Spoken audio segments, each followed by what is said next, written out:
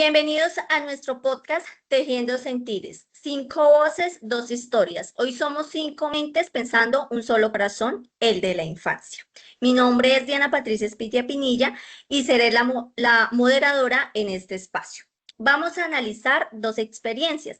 Por un lado, la Galería de Emociones, una actividad en la que los niños y niñas identifican y expresan sus emociones en un ambiente guiado. Y por otro lado, encontramos el caso El telar de las emociones, donde surge un conflicto real entre niños y niñas y donde la docente Yari interviene para resolverlo de manera colectiva. A partir de esto, queremos reflexionar sobre este conflicto central, cómo se enseñan las emociones desde actividades organizadas e individuales o desde situaciones reales y colectivas. Por esto nos preguntamos, ¿qué diferencia hay en el concepto de niño, la gestión emocional y el rol del docente? ¿Y cómo responde esto a lo que propone la Ley 2503 de 2025 en Colombia? Para este diálogo hemos invitado a las estudiantes en formación de licenciatura en Educación Infantil de la UNAD, Dana Camila Ardila,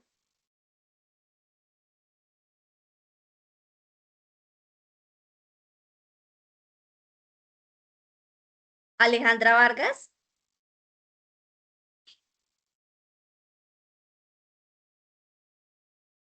Karen Lorena Díaz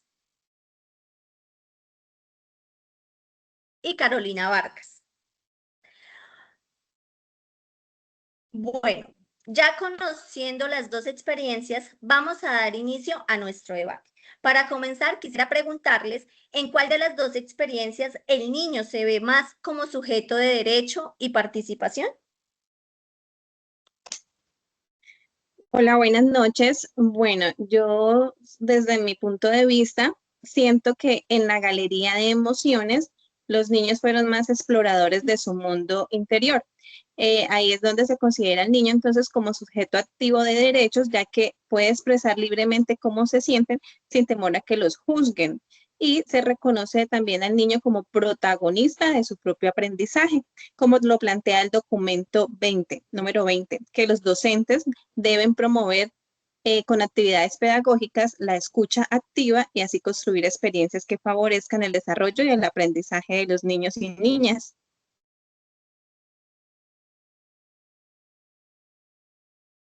Bueno, yo al contrario de mi compañera, considero que al comparar ambas experiencias, el telar de las emociones, el niño se ve más como sujeto de derecho y participación, ya que participa de forma activa en la solución y expresando ideas, tomando decisiones junto al grupo. Al contrario, en la galería de emociones también vemos participación, pero es más guiada por la docente. En este caso, nosotras que estábamos brindando esa actividad, lo que limita un poco la autonomía.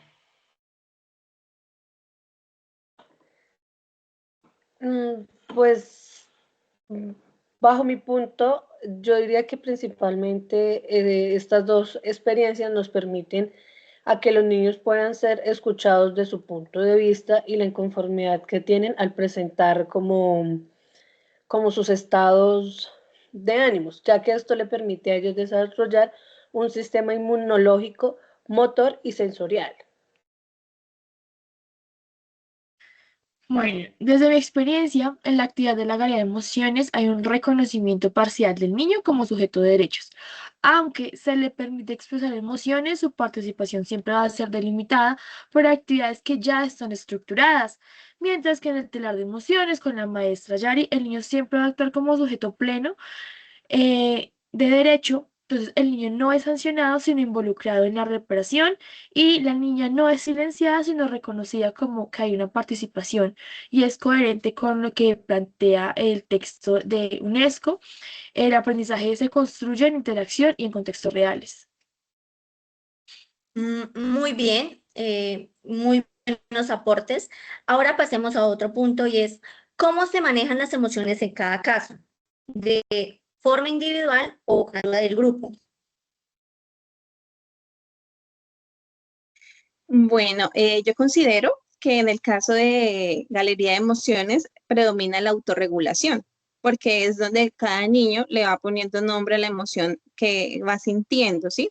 Y reconoce también los momentos en los que siente dicha emoción, mientras que en el telar de las emociones se evidencia la correlación, ya que es la maestra Yari quien maneja la situación que se presenta con ayuda del grupo. Entonces, pues en ambos casos se fortalece ese desarrollo socioemocional, tal como lo señala el documento de la UNESCO 2024.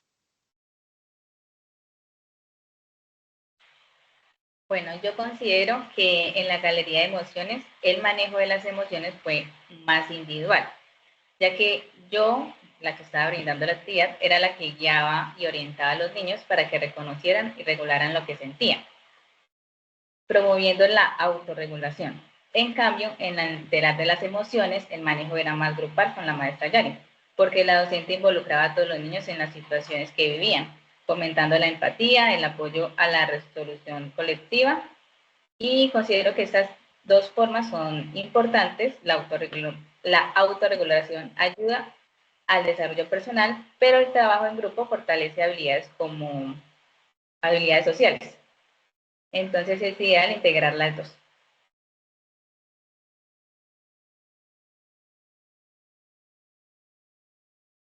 Bueno, yo consideraría que en ambas situaciones es importante pues manejar las emociones, ya sea grupal o individual. ¿Por qué? Porque individualmente pues el niño es consciente de la emoción que está presentando y grupalmente pues ya sería como que todos afianzan varios sentimientos y todos dicen, yo sentí tal, o sea, yo sentí la rabia o la frustración o el enojo. Entonces yo creería que más que todo en estos dos puntos sí se debería trabajar eso. Bueno, en la actividad propuesta en la galería de emociones predomina la autorregulación, que se entiende como la capacidad individual de reconocer y gestionar las emociones. Esto se evidencia, digamos, en la actividad que yo propuse, el uso del espejo, donde ellos pueden mirar los gestos y sentimientos que estaban expresando en ese momento, el dibujo y los colores, y también la reflexión personal de cómo se sienten el día de hoy. Sin embargo, pues en el caso de la maestra Yari, se evidencia la corregulación, donde el grupo interviene en la gestión emocional, ya que la maestra convierte este conflicto en una experiencia colectiva y según la UNESCO, el desarrollo socioemocional depende de la interacción social, no solo del trabajo individual.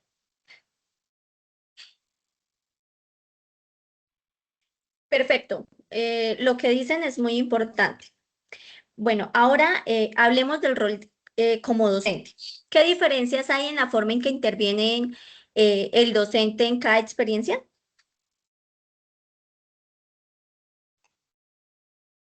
Bueno, en la galería de emociones, la intervención fue preventiva y guiada, pues trabajé como docente ese manejo de emociones antes de que se presente una situación. Y es importante porque el niño necesita esas herramientas propias para saber qué decisiones tomar y no ser dependiente de un adulto para poder calmarse. Mientras que en el telar de las emociones, la maestra Yari, ella intervino en una situación ya real, utilizando una estrategia que personalmente me pareció muy buena, pues incluyó a todos los niños en la situación presentada, reflexionando ante la situación. Y todos pudieron intervenir y ayudar a la resolución del conflicto. Además, ella utilizó también ejemplos que fueron fáciles de entender para los niños. Y es importante saber también cómo se sienten tanto ellos solos o cuando se presenta una situación ya grupal. La maestra también los hace ver que a todos es una situación normal, que a todos, cualquier niño puede pasar, le puede suceder y logró una reflexión colectiva. Entonces, la maestra cumplió con el rol de mediadora, dando un apoyo y acompañando en ese desarrollo socioemocional.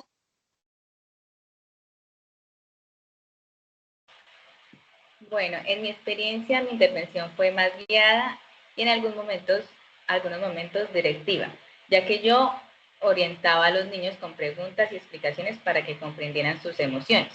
En cambio, la maestra Yari tiene una intervención más flexible y colectiva, porque crea espacios donde los niños participan y resuelven situaciones juntos, usando elementos simbólicos y promoviendo la reflexión.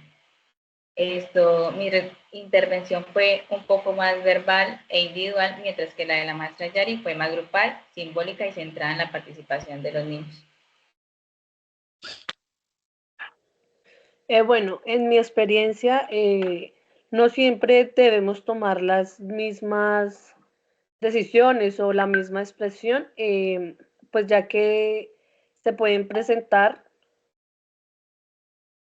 pues en diferentes casos. Yo creería que más que todo la maestra Yari trabajó como la responsabilidad, el criterio y la empatía, de ver de que todos juntos podían solucionar un problema sin la necesidad de tener que ponerlo como más extenso.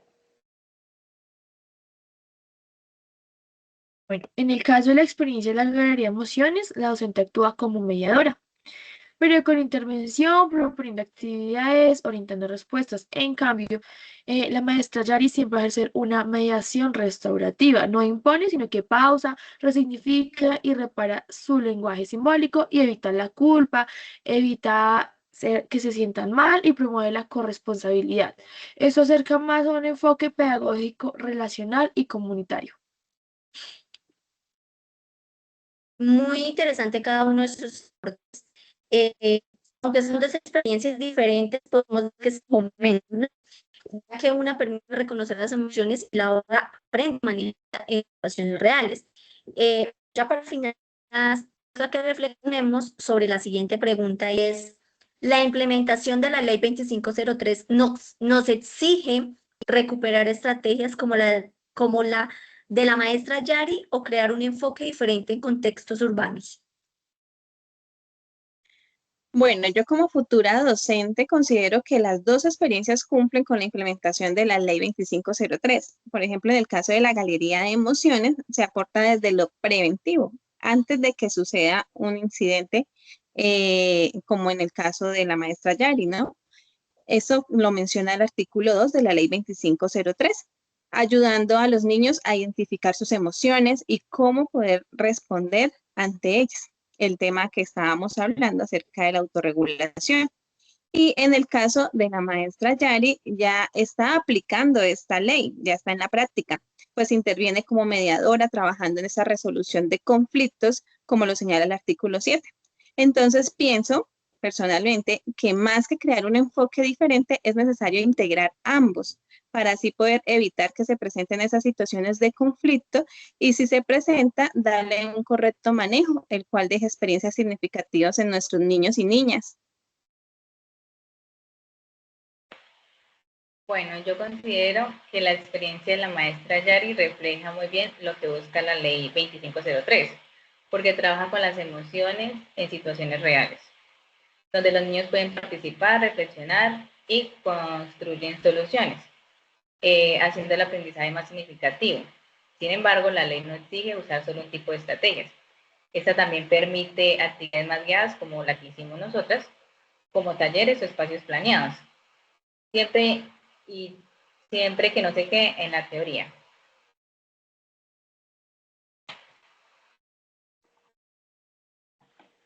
Yo creería que no generalmente podemos copiar los mismos lineamientos que trabaja la docente Yari, sino manejar más la participación donde sea un enfoque más flexible.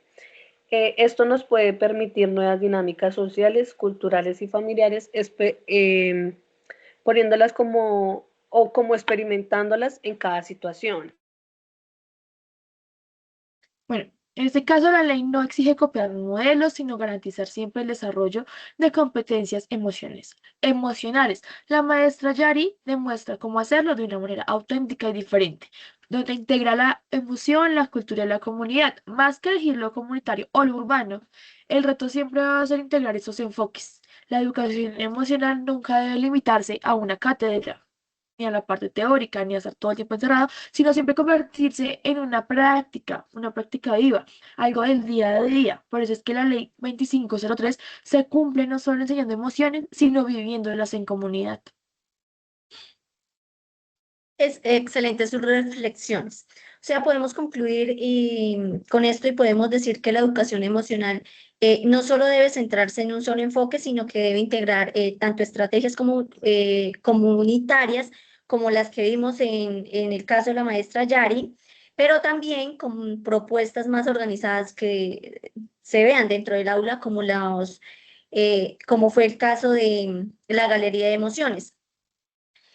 Como lo plantea la ley 2503, la educación emocional debe ser un proceso intencional, continuo y permanente, lo que implica que no puede quedarse solo en las actividades aisladas, sino que debe trabajarse de manera constante en la vida escolar.